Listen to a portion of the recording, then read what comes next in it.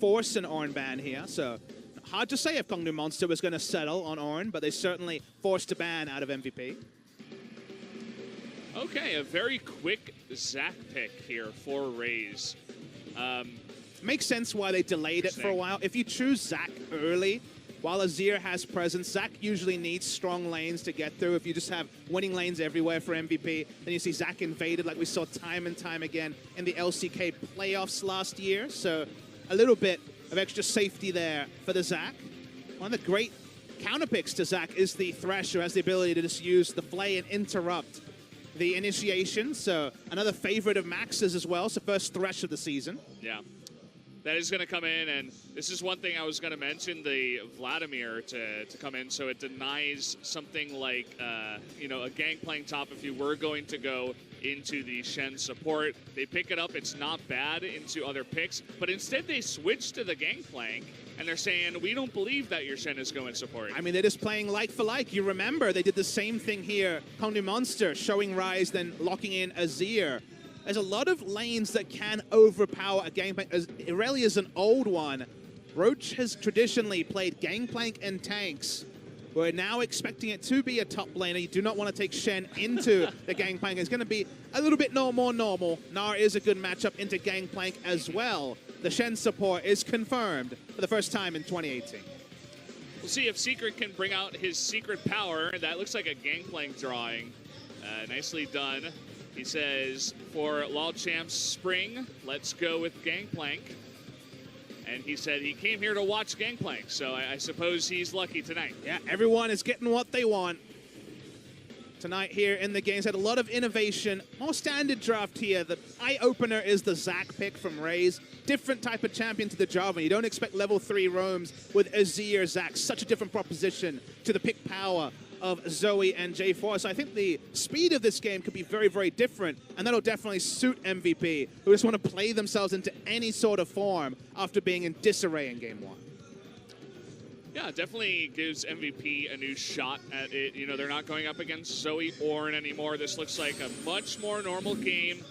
We'll have a couple, or even 3 tanks once Gnar hits that Mega Gnar form to help out the Tristana in the front. Also has Azir for more just disengage or engage on that. MVP's comp is a little bit more all over the place. Ryze and Gangplank, good split pushes, no front line for the Kog'Maw, so Kog'Maw denial more than necessarily a Kog'Maw focus comp like we saw from Kongnu Monster in Game 1. Don't have to build around Kog'Maw, but sometimes you need to be convinced. So I need to be convinced that MVP really do have everything on the ball after Game 1 especially. Yeah, definitely looks like that. They went into the back room, they did a bunch of strategy talk, and good news, guys, there is no pause this time around. So the countdown has started. Let's jump into game number 2 of Kongnu Monster versus MVP.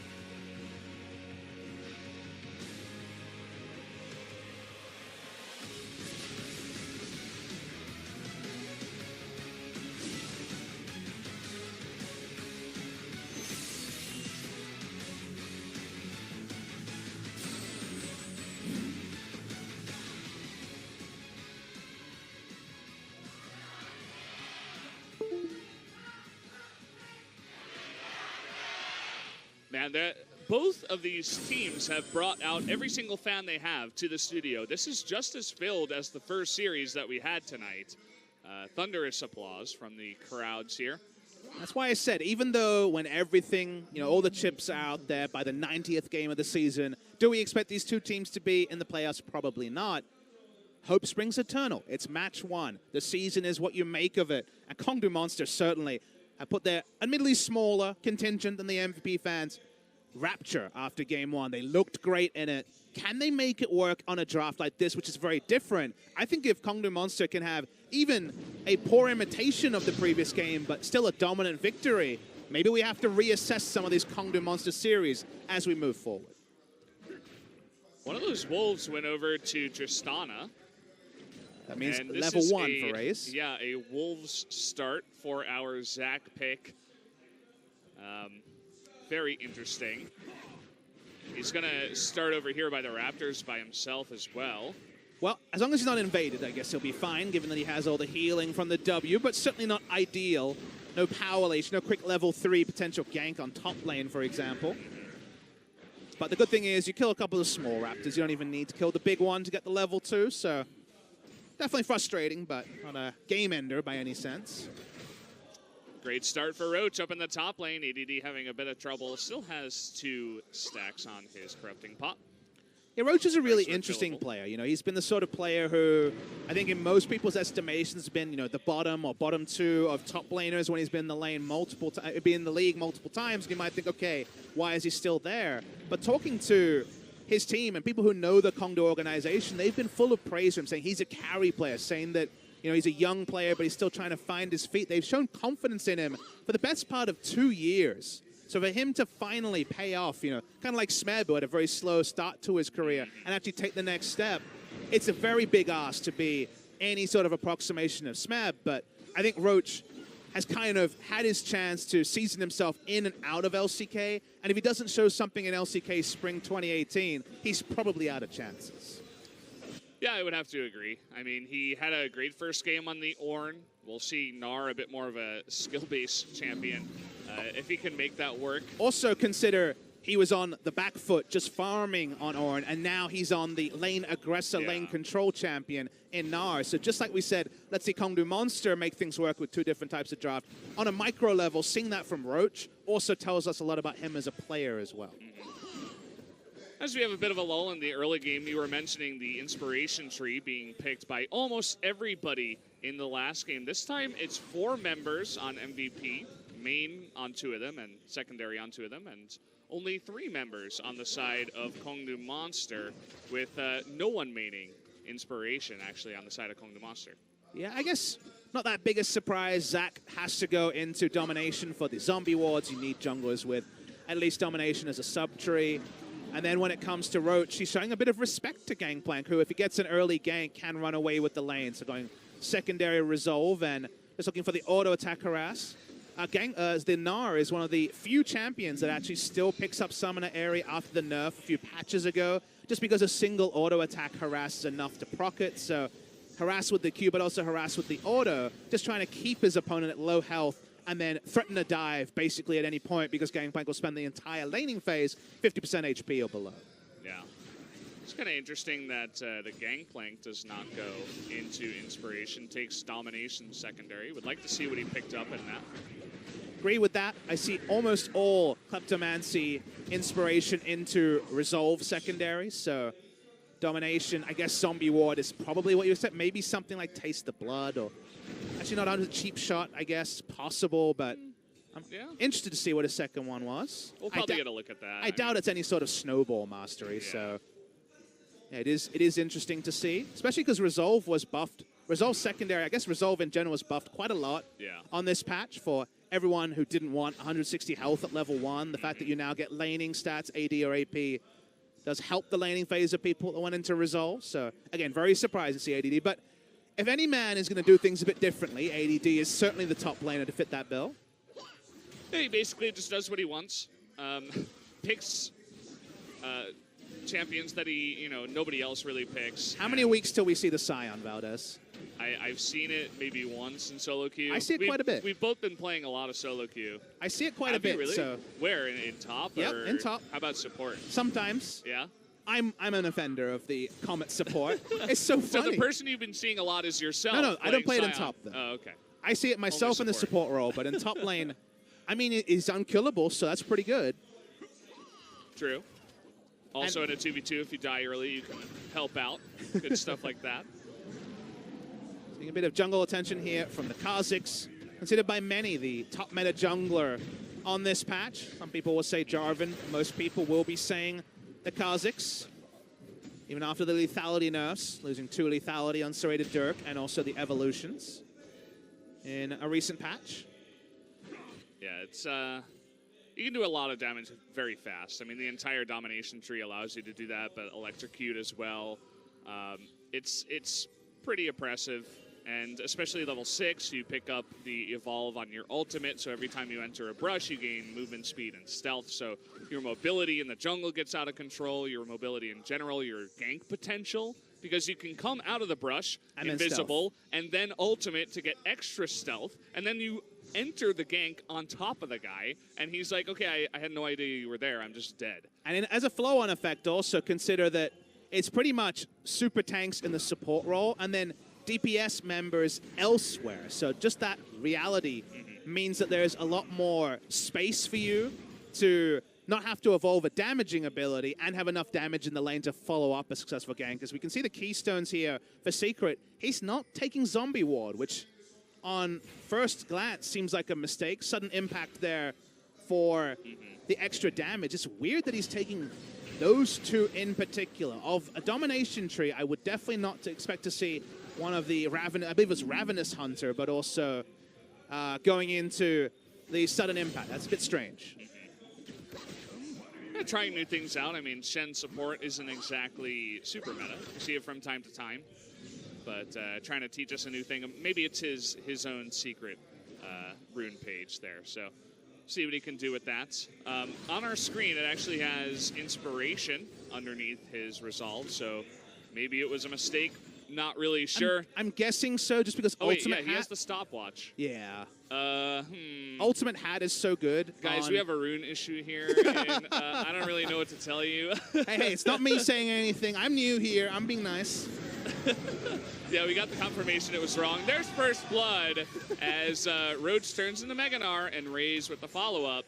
Roach, once again, dominating his lane. I like your seamless transition from confirmation from production into first blood. Very nice, Valdez. Turret dive, you're expecting whenever you're against a Zac comes true. The stopwatch, apparently, eyes was off the keyboard for a second and leads to the first blood. Beyond's going to try and solo the Drake, which against Ocean is always pretty painful, but he'll get there eventually. Yeah, it's going to be a really nice Drake to pick up this early on in the game. Get a little bit more sustain for Gangplank up in top.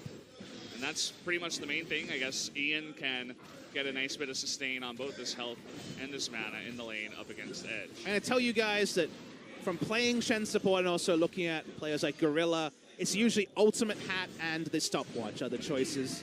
Makes sense. In the Inspiration Tree. Ultimate Hat is so good just because you have such a long cooldown that 5% CDR and then an extra 2% on a 3-minute ability is very relevant when it comes to presences. This time, I'll give you another time. You can play-by-play this one this time. I mean, ADD, he just walked into it. He's like, I'm not going to get away, so I'm just going to try to remove Scurvy. But it was already too late. Zac barely did anything at that point. All right, if they show it a third time, I'm going to play-by-play at Valdez. Where's my play-by-play at? You can do it. I'll let you do it. I don't think we're going to see a third replay of that one. It's going to be a sad game if that one's in the post-game replay. You can do the next team fight. How about that? No, I'm good. I'm good. You sure? I mean, we got some riveting action between these two teams. I know that some people misunderstand the label color casters, but okay, there we go. Let's call it special comments. It says sorry. It says sorry next to Secret's name. On the left, it's like, sorry about that. But these are actually the real runes. Makes a lot of sense. It's actually the free-ass boots. Yeah, free-ass boots instead of Ultimate Hat. So, actually, it's not Sorcery Tree. What am I saying? Of course, it is Inspiration. So, free-ass boots makes a lot more sense. Look, sorry, guys. Sorry from Papa Smithy as well. We'll just put a sorry next to your head the next time we come on come on the camera. We're learning, guys. We're learning. Just like when I tried to remember the names King Zone and KSV. Oh, that was in a Samsung versus Longzhu series. Yeah. Well, we got another K team in this one in Kongdu. At least we call them Kongdu. We don't call them like KDM. There's probably a couple of people out there that call him KDM. We got a gank up here in the top lane. Maha and Max trying to predict that flash. He got really close. Props to him. And Raze, coming from the side, decides against it. Could have considered a flash flay instead of the prediction, but looked damn cool. Couldn't pull it off in that particular start. Sometimes I feel like Max just plays to get the highlights, to get the MVP points. Okay, here we go. We got the death box coming on in, and Shen won't even be able to help you out there. TP also was used by Ian just to take that tower aggro, I suppose. I mean, it's good map movement from MVP. First kill of the series for them, but also rotating and getting the Gangplank out of the Gnar lane and potentially picking up a first brick here as well. Smart moves by them. Wow, that barrel doesn't do much. Nope. Yeah, that is going to be the first brick here for MVP up in the top lane. Secret and Soul trying to hit one back down here in bots, but Secret ends up eating a bunch of damage. That last Q does miss. Edge coming on in, trying to help on out, but not needed in the end. I'm not sure why Edge rotated. There was some vision spotting him coming down, and a turret dive seemed pretty unlikely. But I guess he just wants to get the turret down, so just trying to have his presence felt, and one more rotation from Soul should be enough to take the turret. They're delaying this turret a long time, and now Edge has to leave. The bot lane will get back, and it's a turret for no turret trade here for the side of MVP. Very nice. Speaking of very nice for MVP, they have the Rift Herald on the way. Here's a replay of this. You're going to see the replay. Even through the Shen ultimate, when you Shen ult early, not going to have as big a shield. I don't think it would have made a difference either way. So very easy dive coming through from MVP. Yeah, we do have this Rift Herald on the way here by Beyond. Looked like he was waiting, didn't want to over DPS and try and get another auto attack onto the back exposed, but it wouldn't expose again, so falls a bit lower. We'll get the Rift Herald nonetheless. Lane assignment here for MVP has been much, much better in this game. Getting Kog'Maw into short lane, even with his summoners up in mid lane. The Thresh can just go visit other brushes, start warding around the mid lane, and just have a lantern for safety. So good lane assignment for the Kog'Maw. They've been able to keep Gangplank out of the Gnar lane for minutes now, which is also good for them. They will finally lose a turret, but MVP are managing their resource a lot better in this game than game one, which admittedly isn't saying that much. Yeah, definitely. And Ray's just doing his part here in the jungle, just trying to counter jungle just a little bit. He hasn't really had too much of a show in this game. Definitely not as much as he did in game number 1 on the Jarvan.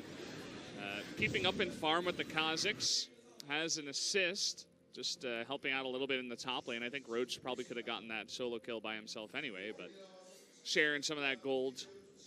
We'll see what the Zac can really do later on in the game. It's going to be very hard to get onto that Kog'Maw with a Thresh right next to you when you're playing that Zac. But the conventional team comp should be much more straightforward for Kongnu Monster to pull off in team fights, given that no early snowballs happened just yet for MVP. If I think about how MVP actually grows a lead and finds a gold lead to get over some of their compositional disadvantages in team fights, they have a lot of Baron damage, and they have the ability to rotate over to it. Speaking of rotations, Raze misses everything. Oh boy, Ian, I hope you have a stopwatch, and yes you do. 1v5, you get out of anything because you're Ryze with the stopwatch. Hey, whenever there are new runes, someone is going to use a rune the best. You think of Presence of Mind for Kassadin. You think of Stopwatch for Ryze. So, yep, a freebie there to get out. Means you can't do it in the late game. So, it doesn't feel good to commit 4 people and just get a budget Stopwatch out, but that's all you get. They're going to try and force Kongnu Monster to react to the Rift Herald, but not going to get the mid lane turret here, you'd have to think. Yeah, it doesn't look like it. You can see Beyond, ADD, and Ian are hanging around, even Max as well. But the entirety of the Kongnu Monster team is coming on in here.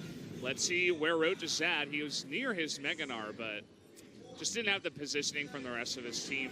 Gets MVP to back off, and they kill the Rift Herald. The mid turret stays alive. It feels like a bit of a disconnect. He was so close to Mega Gnar that even a bit of burst damage wouldn't have killed him, but because everyone else had backed away, a Shen ultimate on top of him, the ultimate there, even if it hit, wasn't going to do that much, is Secret's falling low, but MVP just poking. He kind of just ran through. He's like, yeah, hey guys, I'm not going to die because I'm tanky, but he lost a lot of health, still has his ultimate available. Stand United could be used to get back into this fight, but looks like Kongnu Monster will just give away this Mountain Drake to MVP. I like that they're playing to their vision. They do have one deep ward, but otherwise river control is completely there for MVP. They do have burst damages early in the game before armor itemization, everything comes through. So have to respect the damage, so they back away. Roach, he wants blood. Mega Gnar is going to run out. Will not have an opportunity to slam anyone into a wall, and will just awkwardly walk away from that lane. Didn't cover himself in glory in that particular play. Probably wishes he had an Ornn ultimate to use. That would have been a bit more straightforward. Lane priority has been there for MVP. It's another good swap. You're seeing here a grouped up minion wave for Gangplank to take with no Gnar auto attacking him in the face. So that's what I've liked from MVP. It's been the biggest adaptation macro-wise, is being a lot smarter at playing around an area that was losing, which in this case was ADD, predictably against the Gnar. Yeah, has picked up that Triforce, the Trinity Force, rather, at this point. So, feeling pretty good so far. Still has a stopwatch available for the future. Always got to keep that in mind. And so far, Edge has the most farm in this game on that Azir. Looks like he's been sitting pretty against the Rise, who has done a little bit of roaming so far. Let's see how the fundamentals are of Kongdu Monster. They're not snowballing out of control. They're very much more in defensive mode, relying on their late game team fight abilities. See, too many teams, especially teams near the bottom of the ladder, draft this way, where any analyst can look back and say, man, outscale. Yep, late game, they've got it going, and then choose fights before their items are done and actually accelerate their own demise. Yeah, I'm going to play aggressively onto Ian. Boy. They're trying to make this Shen work aggressively. He's going to flash forward for the taunt. Edge was killing minions back in the lane. Now Secret's by himself. He's forced to flash out of that one. Not the gank Kongdu Monster we're looking for. Yeah, I ended up telling a bit of a prophecy there about getting a bit too frisky when you have the scaling comp. Just unnecessary. Go in, draw out the flash, and then back away. But they were on two different wavelengths, Edge and Raze not having the same level of synergy this game. Understandable, still beta testing to be done. Although back away, not too much lost in that particular situation as Teleport's coming in onto Roach. Oh, he realizes it a little bit too late. And even Maha and Max are rotating up here. So 4v1, can you do it this time, Roach? Doesn't look like that's going to be the case. Flay comes in, and they give the kill over to Ian. Azir will get a turret, or at least a big chunk on a turret in trade. Gangplank doesn't want to teleport to it, so yeah. Even though Roach's top laner sense maybe let him down, are able to get a lot of turret damage as a response. Yeah, the question is it worth it in the end of this all? We're going to see Kongdu Monster continue with the gold lead at 1850 into this game. Now, MVP does have a lot of pressure here in the mid lane. Everybody's grouped up. You see Gangplank in the top, Kazakh's hanging nearby, but Raze and Secret, it looks like they're thinking about a gank from the side, and MVP, they're really far pushed up. Roach could teleport in as well. Yep, here we go. Yeah, here we go. There's the teleport. It's 5v3 right now. Beyond a little bit too late. There's that Dream of Shovel to get everybody back into the back. That's going to be one kill. A little bit of a mishap on the Tristana ult. Pushes Maha away from the rest of them, but Raze is not yet done. He's going to knock a Maha, and it looks like his time on the Rift is over. That's going to be a second kill going over to the side of Kongdu. That was largely excellent play for the side of Kongdu Monster. Great double stun onto the Kog'Maw there coming through from the Zac, and then the Emperor's Divide pushing everyone in. Like you say, could have been a little bit cleaner, but they got the bot lane turret as a trade for a single kill. Allowed Roach to teleport back in. A big damage on mid lane, and all Beyond can really do is try to wave clear. It's not going to work, and it's a second turret to the side of Kongdu Monster. Definitely a disappointing follow-up here from MVP as they got a couple of decent advantages in this game, but now Kongdu Monster once again are just coming over the top and winning fight after fight. They give away the kill up in top lane, but what does it matter when you take a fight like this? MVP go through their head, they think, okay, we have the ability to siege with the Kog'Maw, it's 5v4, but they don't have wards on their sides. If you cannot see Zac, you cannot auto-attack a mid lane out of turret. It's not possible because of the range of his engage. And Zac, as a champion, just completely owns them because they don't actually dot their I's, cross their T's. It's a solo Q-esque mistake, but at the highest level, it'll be punished by any team in the LCK. Yeah, I would have to agree. It's almost like MVP is making Zac look really good because of their positioning, and that's not a compliment. So we'll see if they can continue to think about Raze on the Zac. He's got Warmogs completed after his jungle item, so he's going to be tanky as hell. And engaging non-stop.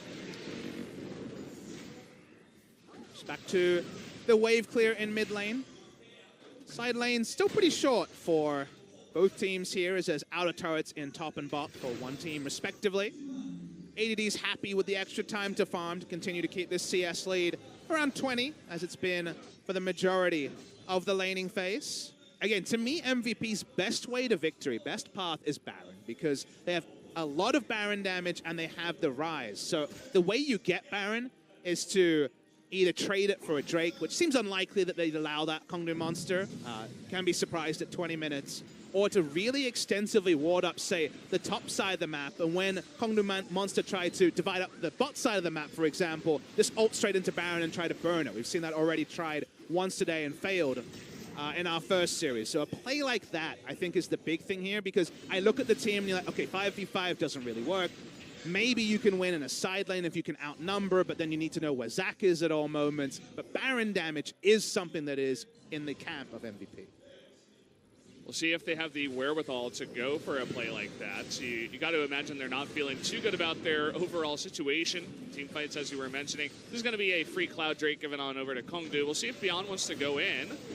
But Raze is here. The smite is not going to work out. And the Lantern gets Beyond to safety. So Cloud Drake picked up here for Kongdu. Did not give away 3 Drakes over to MVP this time around. It was a good contest from Beyond. They had the first 2 Drakes of the game, so just a backup win condition of a super-powered Elder Dragon when they have the late from Kha'Zix and also the Lantern, meaning they don't have to actually blow a flash. It was worth a go. It doesn't happen. Kongdu Monster now on the board when it comes to Drakes. And let's look at the map, though. I mean, what do we criticize MVP for when they were caught in mid lane? It's the vision in their side lanes. How is Kongdu Monster able to keep up control wards on the bottom and top of mid lane? Plus, they have control wards everywhere. Just one on Baron now being erected here by the side of MVP. They need to play to their vision, because being denied vision against Zach is basically losing a game. Yeah, I mean, they had control of the mid lane. They take out the top side control ward, but the bottom one is still there. It didn't even decide to check it. I mean, it's a little bit more tricky than that, because you have to rotate multiple people around. You also need the Thresh there for a Lantern, but I take your point, and the vision they did get down is being very quickly eliminated by the side of Kongdu. If they have a vision advantage, Kongdu decides everything. Is that going to engage? Are they just going to farm out with a superior 5v5 comp? You cannot give them options. As MVP's team comp, you need to pose these questions like, are they doing Baron? We don't know because we can't check the vision. That's the sort of thing that needs to be happening. Otherwise, we get back to this equilibrium point that favors Kongdu. Yeah. I felt like the only reason MVP was able to get any vision near that Baron was because Kongdu Monster sent 2 of their members back home to shop. And now that they're all shopped up, immediately the vision control goes back to Kongdu Monster, who have 5 control wards of this game. 5 control wards. Better macro so far. They got Azir down in bottom lane to take the tier 2. Now he's in top. He takes the tier 1. And Ryze doesn't stick around to try to clear the waves. It's not really working out for MVP too well. They're going to retry here at mid. Using smites aplenty to try and get it down. Should be able to burst it down this time. They actually do get the hook here onto Shenba. Here comes Zach. Is going to knock a couple of heads together onto Ian and Max, but in the back lane you can see a fight going on. Beyond almost gets taken out. Raze gets away with his life, and in the end of it all, Beyond is the only one that dies. And here they go once again. They're not done. They flash forward, trying to knock a couple more heads, but the passive is procced here onto Zach. We'll see if they can actually get that out with the Bioarcane Barrage. Looks like not going to happen, and Zach will get out. So in the end of it all, a turret for 1 kill against Beyond. I mean, this time they tried to power down mid lane. They got it, but you can see that Kongdu Monster, they didn't have the same setup time they did in the previous team fight in mid lane, but they still almost make them pay as severely. Only a single kill flatters the setup from MVP. They try to rush it down, but again, where is Zach is the question that needs to be answered before you ever start trying to siege, because he comes in, he knocks heads, he displaces people everywhere. It wasn't the worst possible from MVP, but it still was a bit all at sea. 5v5 team fighting when you're not on the same page makes it even look trickier than it is with the team fight comp they have. It's a nice try there by Raze to make more of the play. They wanted at least 1 more pick. Maybe they get a shot at Baron if they do so, but was not quite the case. He ends up blowing his passive, which is unfortunate. But again, another kill going over to Kongdu, and they still have all of the vision. Now those wards from earlier have mostly all expired around the Baron, and MVP really just has no idea what's going on around that river. I'd love to see a stat for what percentage of this game Kongdu Monster have had 4+ control wards live on the map, because it feels like it's minutes upon minutes. It feels like it's a pretty significant portion of the game.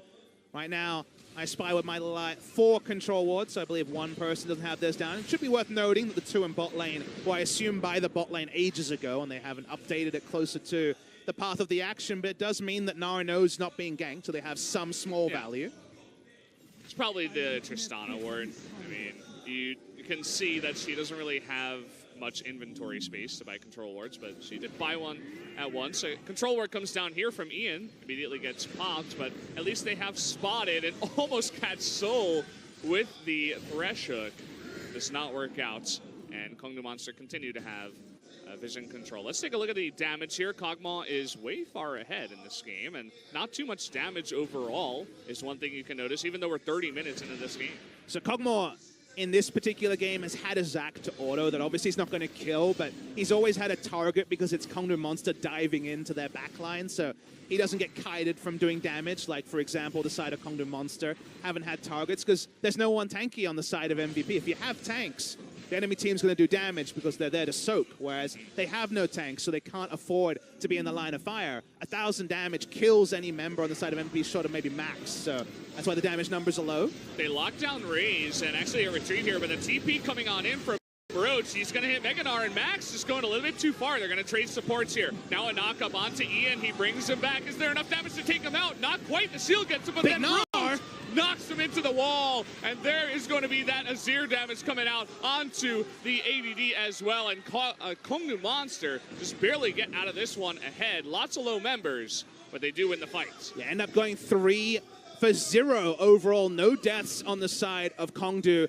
Sorry, I should mention Shen went down. So 3 for 1. They had control wards again, so they weren't losing in terms of vision, because losing an auto attack because someone jukes into a brush is such a frustrating thing in a team fight. It wasn't ideal. It took a long time because Zac wasn't actually able to get into the fight till much later. You'll notice takes a bit of damage, and he's kind of walking around when this action really starts. They DPS onto Max. He's first to go down. By the time Zac comes in, it's already a 1 for 1, but Zac does his thing. The rest of the members are all over the place. Beyond almost burst down Soul. So Soul was trying to take advantage of auto-attacking over a wall. Yeah. But almost gets assassinated doing so. He's got a stopwatch because so does everyone. And they got a Baron, I guess. We got a fight going on here. The Baron goes down and Beyond gets hit. Max will go down too. Unfortunately, we didn't really get to see what happened.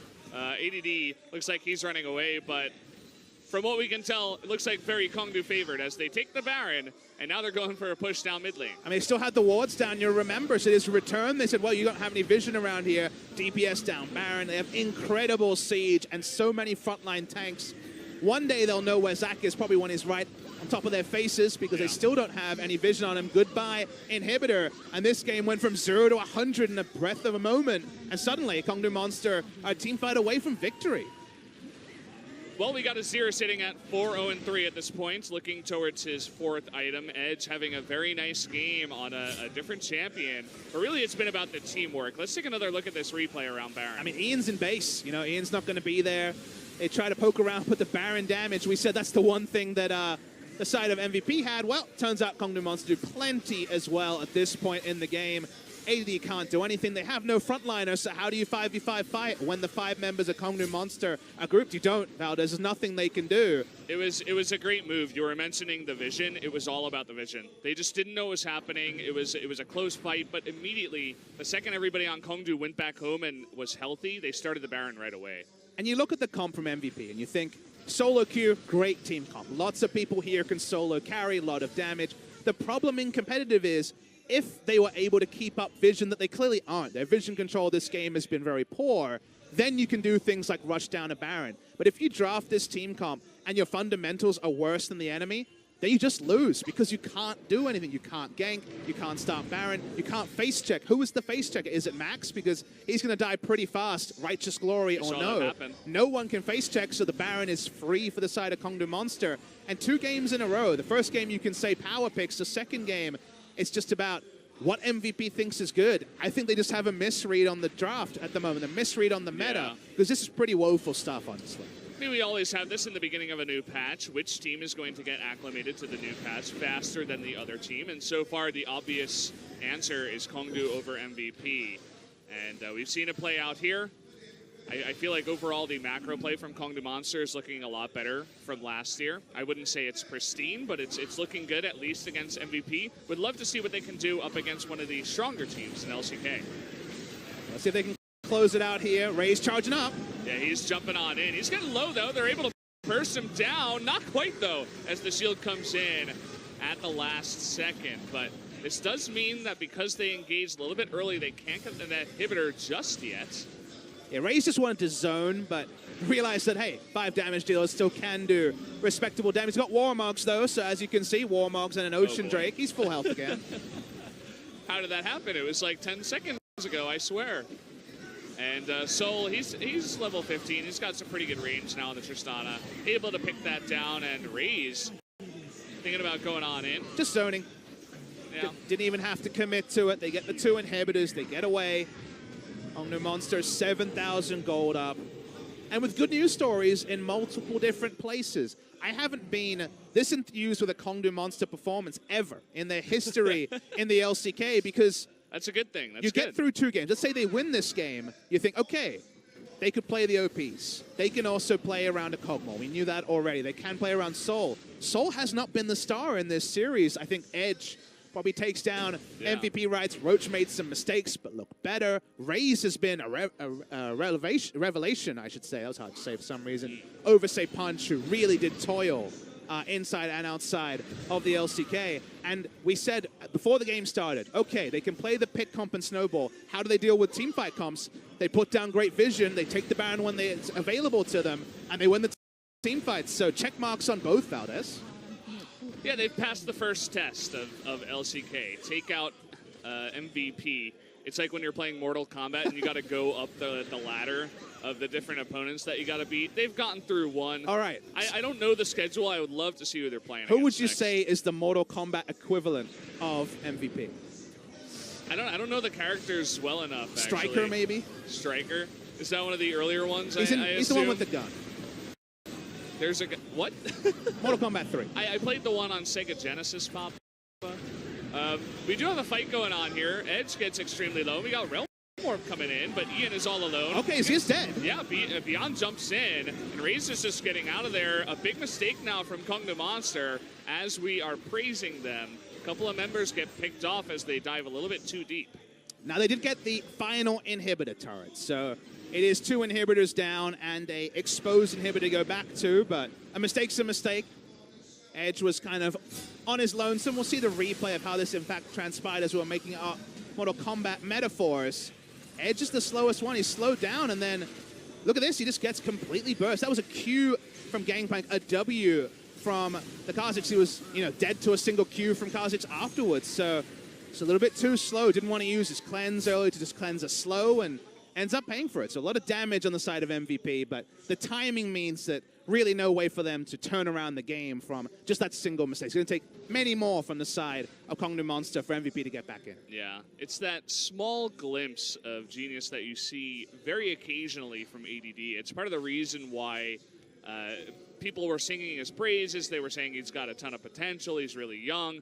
He notices that they're just 1 inch too far forward, and he ults them ults all 5 of them, slows them all down. He has Beyond near enough, and he makes that play happen. So he buys his team a little bit extra in terms of time in this game. We'll see if MVP can make the miracle comeback. See, the reason why I'm not going to talk about comebacks yet is you consider the terrain they were fighting around. There's a big defender's advantage around inhibitors compared to in the open. They also, as we mentioned, can't face check because they don't have tanky members. Because they don't have any tanks, how do you recreate a fight that you choose the timing of and that you're not engaged on by a Zac or a Shurima Shuffle from the Azir around the Baron? It's impossible for MVP to do that. So to recreate what led to their victory in a team fight with this particular team comp is so difficult. They're still going to take some pretty significant mistakes, I would say, from Kongdu Monster to actually allow an even footing fight for MVP. Look at Roach. He's like not doing anything, just looking at the Baron. And they're just going to take the Baron very, very quickly. You've seen them come in, but it's going to be too fast. You'd have to imagine. Yep, it's already gone. Okay, well, we do have the Gangplank ultimate once again. Lots of slowing from Beyond. And he's going to grab Max on in. Not enough damage to burst him down. Look at ADD coming from the side. Can he slow some of these members? Trying to get on top of Raze with the barrel, but in the end, MVP decide just to back off. They're not going to go in onto this one. That's another Baron going over to Kongdu. They're actually doing a couple of different things here. Shen thought about recalling, still has the ultimate developed. They're trying to rush down a massive wave of Baroned up minions to take the final inhibitor of the game. This is a smart move. It wasn't the time to recall, and they can even put an Azir turret behind them. It's going to be very nice. We'll see what they can do, having Soul in the front once again. But look at the amount of poke Ian just ate from Edge. Not going to be fun for him, but now we got Maha in the front. That death sentence was an inch away from Raze. Not going to land, though. Because of the Warmogs, they can just back away, wait for Raze to regen, and try again. So, as long as the Cannon Barrage is not up, they still have a lot of options here to Kong the Monster. Still a very healthy inhibitor, but as I say, that Soul gets into position, knocks it down to about half health at this point. All the inhibitors have respawned, by the way, so do have a nice little wave pushing down on the bot lane that someone from MVP is going to have to deal with, though, in a couple of seconds here. So being very stubborn, trying to set up for this third inhibitor. Top inhibitor, I guess I should say, with the other ones respawned. So difficult because of the terrain and the fact that Raze is not really threatening, although Maha has to flash. Yeah, they caught Maha, but the Cannon Barrage comes on in. They actually get the Shen, but they don't have enough damage. Kazakhs had to go all the way back home. Not even in this fight, finally rejoins. But they get that inhibitor, and Kong Du Monster not looking at a full-on engage. By the way, that bottom lane I was talking about gets the inhibitor taken away. They could not look at it. That's going to be 2 inhibitors now for Kong Du. Yes, that's why they stayed brute forcing their Kong Du. They also eyed the bot lane minions doing the dirty work for them. We see MVP rushing towards Elder Dragon. It's just spawned. They're confident there isn't too much vision around there by Kong Du, given how much they invested to take the Baron. Elder Dragon would hold value for them because they have 2 Drake buffs themselves, but because they are 2 inhibitors down, 1 in top and 1 in bot, you have to push those minions very far, not stop yourself being exposed. I mean, even if Beyond went in here and stole it away, I think Kong Du could just push in 5v4. We're getting pretty late in this game. It's near 40 minutes. You can see Beyond is making an attempt, but Kong Du Monster's not even starting it. They're like, you want to try to go for this, buddy? We're gonna push you away before we even think about it. And they're able to do what they were doing around mid lane. Push up vision, confident there's no vision from the side of Kong Du Monster because they haven't been able to push into this area the entire game. And now you can face check a Zac if you want to. Otherwise, you're giving up an Elder Dragon. Yep, no vision now. Even the Scuttle Crab going on the side of Kong Du Monster. And no one getting started on that Elder Drake. They're just trying to push everybody away, especially Beyond. You can see even Roach, 4 members now up in the jungle saying, nuh-uh, this is our Drake. The reason why no one's starting it is that Azir smartly is like, let's also push the minion waves to add another thing for MVP to have to respect before we actually start DPSing down Elder Dragon. So we talked about MVP, did not dot their I's and cross their T's. That's what Kong Du's trying to do here. About 25 seconds before the top lane minion wave is going to push in, and that's why Kog'Maw just says, well, got to give it up. And I love the mental fortitude of Kong Du, not rushing. They're not in a rush. They have the scaling advantage. They have the gold lead. They have the kill lead. Everything's in their column. So why half-ass the setup and then lose from a Elder Dragon steal? No need to do that. It's kind of that feeling that you get in solo queue where the only way you lose is if somebody throws. And nobody is throwing on the side of Kong Du Monster. They all came to play today. And that's a really great sign coming into 2018. Perhaps a new mental state, a mindset coming into this series. Even against a team like MVP, they look so prepared. They're like, we are not losing in this first game. So they get the Elder Drake. Now they're pushing on this mid inhibitor. Will just be a matter of time before the double super minions come down every lane. ADD taking too much damage, will have to back off, and down goes the inhibitor. Well, as I say that, we got another hook here onto Soul, who actually leaped forward, not scared of anything at this point in this game. If either Azir or Tristana solo down anyone, their focus fire will kill basically any member of MVP. So Soul's willing to just buy time while Azir had free fire. Speaking of free firing, we're just getting a couple of orders onto this Nexus turret. Yeah, I mean, it's just way too many super minions to deal with us at this point. They need some sort of engage from a death sentence, from a gangplank ultimate, some way to get on in. But MVP from this far behind, not really finding the opening they're looking for. Very unlikely this will not be the final passage of the game. 2 super minion waves coming in. ADD trying to stop one as much as he can. All on his lonesome, it looks like at this point. Raze, he is getting locked down forever, but he kidnaps himself away and even gets a Shen ultimate. Kong Du Monster, they are playing this so carefully, so meticulously as they take down these 2 Nexus turrets. Giving a bit of time for Raze, for the Warmogs healing to buff him up, and also the 1.5 Ocean Drakes, because they still have the Elder Dragon buff. And he's full health again, because that's how Warmogs rolls. It's very nice. I like it. Oh, we got this next turret about to go down. And there it goes. This is looking really futile for MVP. They're jumping on in. Max by himself. Ian on the left side being 1v1 by Roach, and ADD and Beyond trying to make it work. They get 1 kill, and the reset onto Beyond, but he has to pop himself back.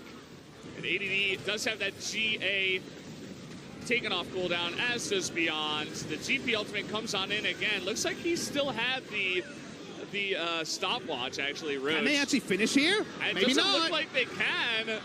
Soul is going to be jumping out of this one. Raze does dodge the death sentence, but not enough super minions are pushing in, and too many people dead on the side of Kongdu, and the game is not over.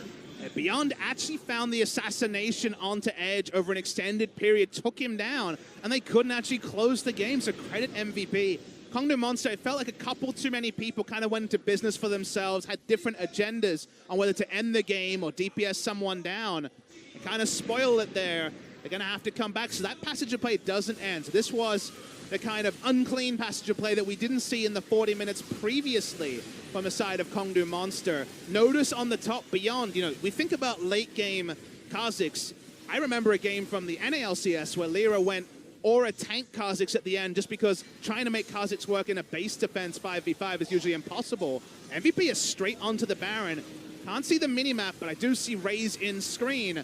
They're going to have to roll the dice. They have to take a risk, and here's a big one. Okay, TP coming on in. They're going to catch Maha in the back, and he's going to be taken out immediately. That is so unfortunate for them. ADD goes down, as does Beyond in the Baron. Oh, they had to go for it, Papa. You gotta give them props for that. They don't get it, but that's going to be the win for Kongdu. You give Kongdu Monster one mistake, and otherwise this game, this series, pretty damn good for them. Almost a perfect game in game one. They had to toil more here, but they toiled smartly. They did not have a fiesta. They played intelligently. Couldn't finish the game a moment ago, but they're going to do very soon. Yeah, they're going to take out the last 2 remaining members of MVP, end that one with an ace, and the Nexus going down. Our second 2-0 of the night. This one ending in 44 minutes. As Kongdu, they're looking pretty solid. Good mindset coming into this one. Very clean wins against MVP.